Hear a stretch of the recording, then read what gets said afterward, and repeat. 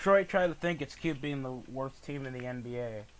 I already followed upon their off-season antics last season over their $64 million deal over with Mason Plumlee.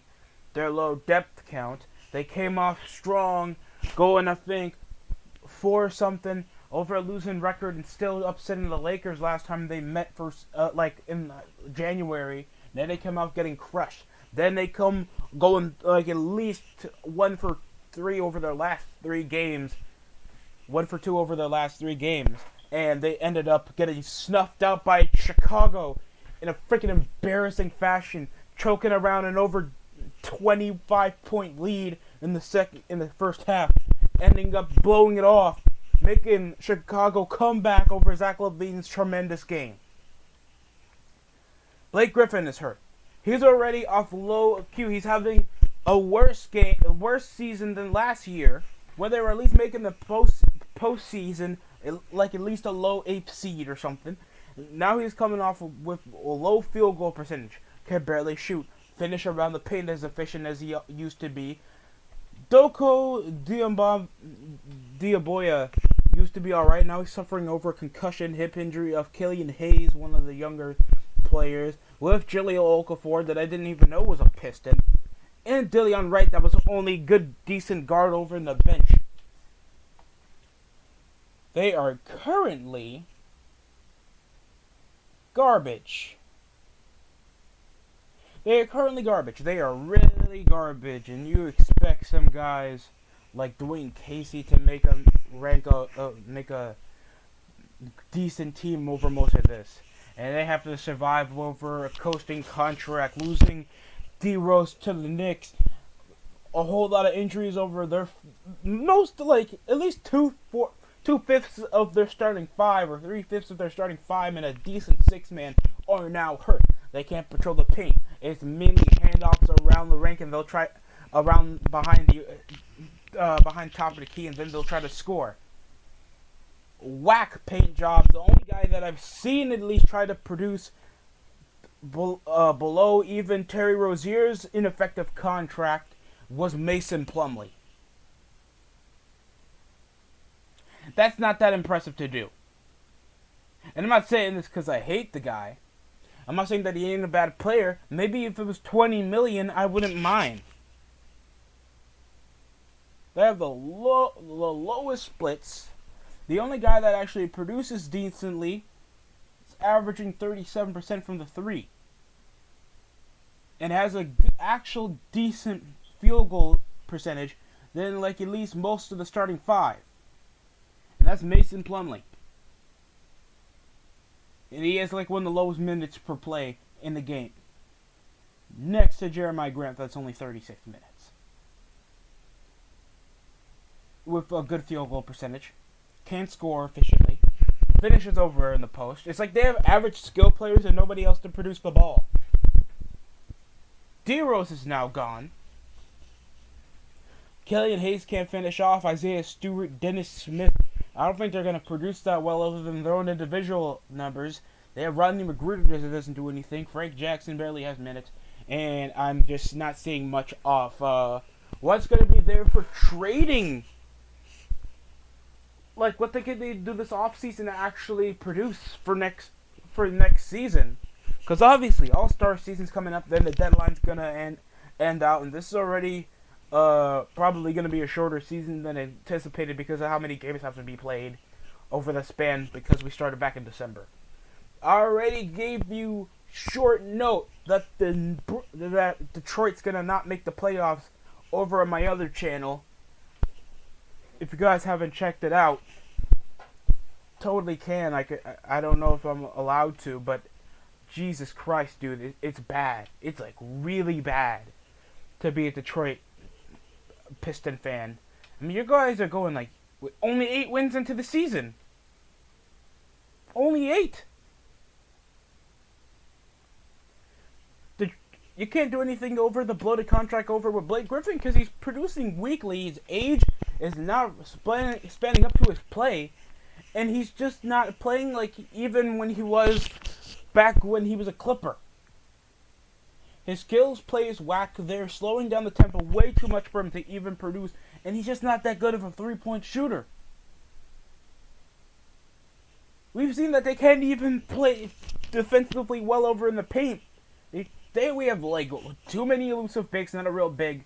Wayne Ellington just isn't that good over as even a 3-and-D shooter. And oh my god, I think we just have so many skill players. The only guy that I find right is Dillon Wright. That's about it. Dennis Smith is Nick fodder.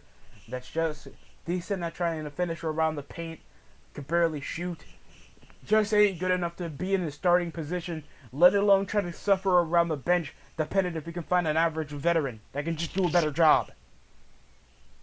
Jahlil Okafor had some decent time over as a net. That actually produced averagely well when he was like in his first few months with the Pelicans. Now he's coming over in Detroit where nobody even seen a game. This is like insulting to my intelligence right now, how bad a basketball team allows themselves to be. And I wish it wasn't. I wish I wouldn't be like trying to rag on the Nets. I mean the Pistons, but they're just low on play count, low on. Oh my god, dude. The percentages get from inconsistent over for Jeremiah Grant to Blake Griffin. They have declining players all over the map. And just everything is getting led over by Jeremiah Grant. From the minutes, having the third most minutes played from the most of the league. Highest field goal. Highest field goals missed. And the most leading over it is the total rebounds over Mason Plumlee. So like average low-cut bench warmers. The only guy that can averagely start a game is Jeremiah Grant or Blake Griffin, depending if you're rebuilding or not. And I'm not trying to savor a contract over $36 million a year. Oh God, that's too steep. Detroit's got to walk that off and let him free over a team option or something. This is just not going to be good. Not good at all. Just they can't rebound.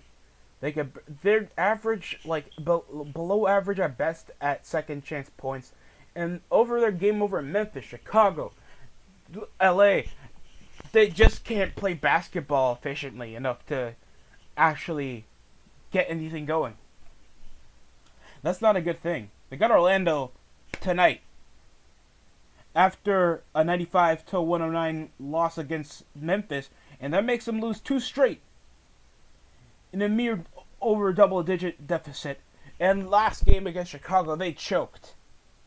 So I'm suspecting the best over Orlando's point, because at least they have a more functioning team with 2 All-Stars on it.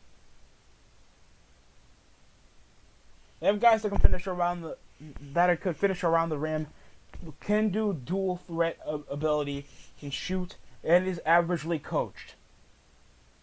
Which you can say the most over for Dwayne Casey. They have the lowest pace in the NBA. I can at least expect something over Orlando that's just going to be a first round purgatory knockout at best. But at least I know I can get a good game out of Orlando.